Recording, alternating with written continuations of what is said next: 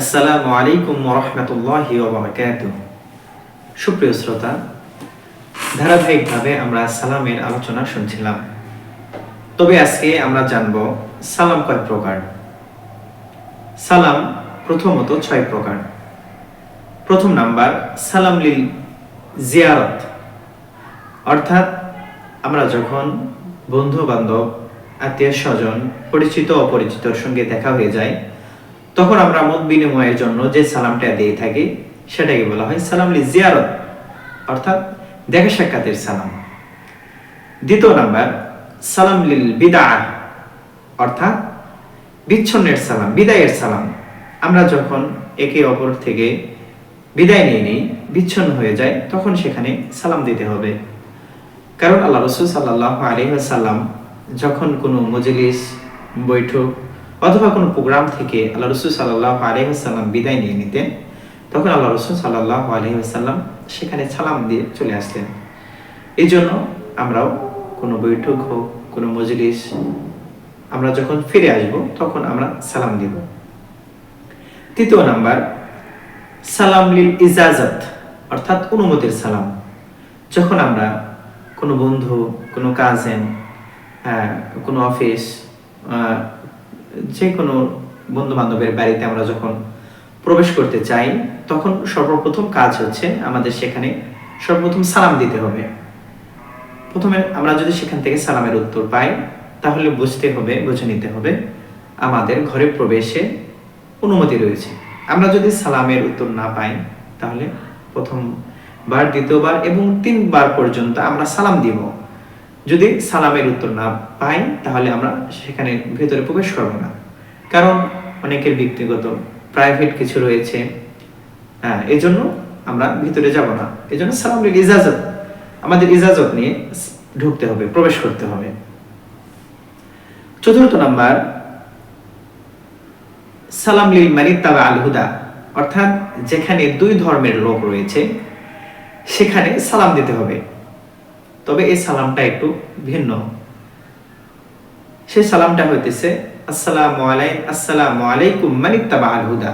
আমি আবার বলতেছি, আসসালামু আলাইকুম মান ইত্তাবা আল হুদা, অর্থাৎ যেখানে 2 ধর্মের লোক, অর্থাৎ মুসলমান এবং হিন্দু রয়েছে, অথবা মুসলমান অথবা খ্রিস্টান রয়েছে, অথবা মুসলমান অথবা ইহুদি রয়েছে, সেখানে আমরা সালাম দেব, আসসালামু আলাইনা, আসসালামু আলাইনা, আসসালামু আলাইনা মান ইত্তাবা আল হুদা।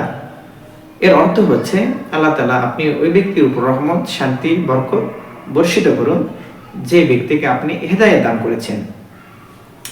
এতএব আমরা আজ থেকে ইনশাআল্লাহ এই সালামটা এইভাবে দেওয়ার চেষ্টা করব। আর আমরা অনেকে হিন্দুদেরকে সালাম দিয়ে থাকি। আমরা হিন্দুদেরকে সালাম দেব না, এটা ঠিক নয়, জায়েজ নেই। তবে হিন্দুদের সঙ্গে মত বিনিময়, আচার আচরণ, হিন্দু যদি আমার প্রতিবেশী হয়ে থাকে, তার সঙ্গে আমার অবশ্যই সদা আচরণ ঠিক করতে হবে, ভালো করতে হবে। আমার প্রতিবেশী যদি হিন্দু থেকে থাকে, তবে মৃত্যুর পর যেন সে আমার প্রশংসা করে, সে যেন আমার কোনো দোষণীয় বিষয়গুলো, দোষ ত্রুটিগুলো আমার যেন কি করতে না পারে, সে আলোচনা যেন না করতে পারে।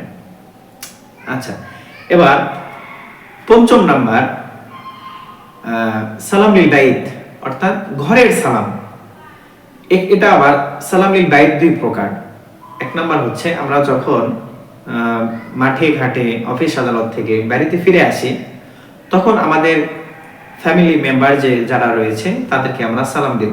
কারণ আল্লাহ রাসূল সাল্লাল্লাহু আলাইহি ওয়াসাল্লাম বলেন, যে ব্যক্তি পরিবারে এসে পরিবার পরিজনদেরকে সালাম দিল, সে যেন আল্লাহ তাআলা সে পরিবারের মধ্যে রহমত বরকত দ্বারা বেষ্টন করে রাখবে। এজন্য আমরা বাড়ি ফিরে আমাদের পরিবার পরিজনদেরকে সালাম দিব। দ্বিতীয় নাম্বার হইতেছে, আমরা যখন খালি ঘরে, ফাঁকা ঘরে আমরা যখন প্রবেশ করব, সেখানে গিয়েও সালাম দেব।